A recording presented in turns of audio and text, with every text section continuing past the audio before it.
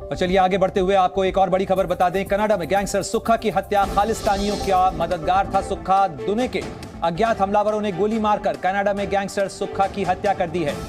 खालिस्तानियों का मददगार था सुक्खा और अब जहां खालिस्तान और खालिस्तान के हिमायतियों हमदर्दों को लेकर भारत और कनाडा के रिश्तों के अंदर खटास का दौर चल रहा है, उसी बीच एक और घटना हुई है जिसके अंदर कनाडा में गैंगस्टर सुक्खा की हत्या हुई है। भारत लगातार कनाडा को इस बात के लिए आगाह कर रहा है, चेता रहा है कि कनाडा खालिस्तानियों और संगठित अपराधियों का गढ़ बन रहा है। वहां किस तरीके से ये तमाम जो तत्व हैं वो पनाह लेकर बैठे हुए हैं और अब ये खबर सामने आ रही है कि कनाडा में गैंगस्टर सुक्खा की हत्या हुई है। खालिस्तानियों का मददगार था सुक्खा, दुने के।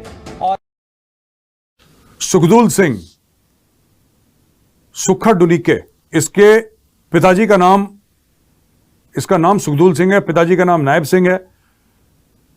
गांव इसका डुनिके कलां है, डिस्ट्रिक्ट मोगा। ये अभी ओंटारियो कनाडा में रह रहा है। सुक्खा डुनिके या सुखदूल सिंह जो इसका नाम है, ये वांटेड गैंगस्टर है। इसने 30 क्रिमिनल केस हैं इसके ऊपर। लुकआउट सर्कुलर पंजाब पुलिस ने कर रखा है। इसने 2 murder, 4 attack, intent to murder और aiding escape of prisoners, extortion and UAPA related cases. ये बम्बिहा गैंग की अब्रॉड एक बम्बिहा गैंग है, उसकी एक्टिविटीज हैंडल कर रहा था और की conspirator in the killing of international kabaddi player Sandeep Nangal की हत्या इसने करी है। ये मैच चल रहा था, इंटरनेशनल कबड्डी प्लेयर मैच चल रहा था विलेज मलिया में, जलंधर में। मैच के बीच में इसने हत्या करी है मार्च 14, 2022। तो दोस्तों ये है पूरा खालिस्तानियों का चिट्ठा। कनाडा ने भारत से अपने रिश्ते लगभग तोड़ लिए हैं, लेकिन इसी बीच एक और बड़ा धमाका हुआ है। कनाडा में एक और खालिस्तानी को निपटा दिया गया है। इस खबर के बाद पूरे कनाडा में हड़कंप मच गया है। आपको बता दें कि कनाडा में किसी ने खालिस्तानी गैंगस्टर सुखदुल सिंह गिल उर्फ सुक्खा को मार दिया है।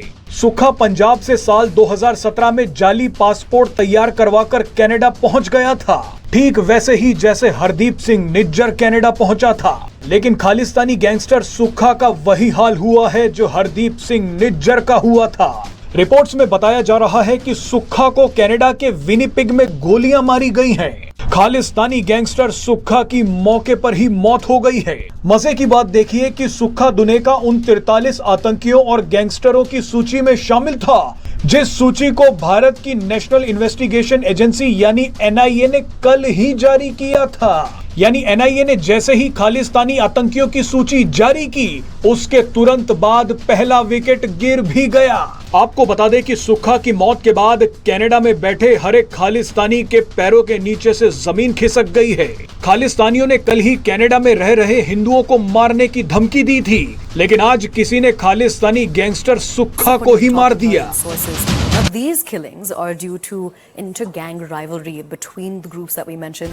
These groups want to own the Khalistani movement for the sake of money, and this is nothing but immigration business, which Panoon and others want to control. This is all information that we're getting from top intelligence sources and what they've been able to tell CNN News 18 about this.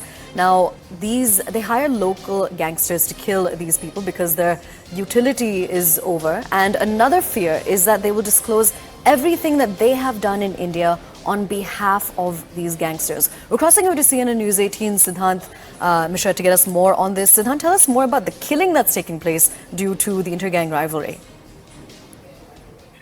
Well, that's right, Shah. In fact, Hardeep Singh Nijjar killing was also a result of inter-gang rivalry. So there are a lot of gangsters right now in Canada, perhaps. They somehow managed to enter Canada by making fake passports or by perhaps taking a Nepal route or some other route best known to them, and they somehow managed to enter the Canadian borders. Now, when they enter Canadian borders, they seek for asylum, they seek for citizenship, and people like Gurupatwant Singh Pannu and other advocates help them in getting the citizenship. And at the time of getting the citizenship, they tell the Canadian courts, they tell the Canadian authorities that the Sikhs in India are in minority, they are being harassed and they are being tortured by the Indian government. Therefore, there is no other option left with them other than becoming a citizen of Canada. So this becomes a basic ground for these gangsters